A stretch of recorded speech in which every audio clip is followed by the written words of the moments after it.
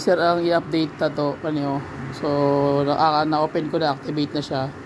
So i-activate natin lahat. Nakiklik lang natin yung mga box na may mga new. Ayan o, new. Basta ba yun? Ayan o, new. So muna ang atong i-activate. I-update na to ni tanan.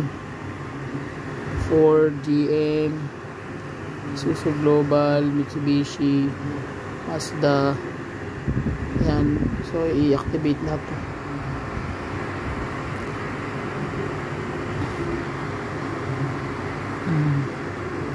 So download na tanan. So okay na. And then download. Yan, dugay lang gid ni siya. After na ko sa kadlaw kapin mag-upload lang ani. Okay, so pag na-upload na tanan sir, saka na ko na ni ipadala. Okay, so mag-upload lang ko nimo sir kay dugay gini mga sa kadlaw gini siya tanan. Especially sa mga bag-o. Sige po.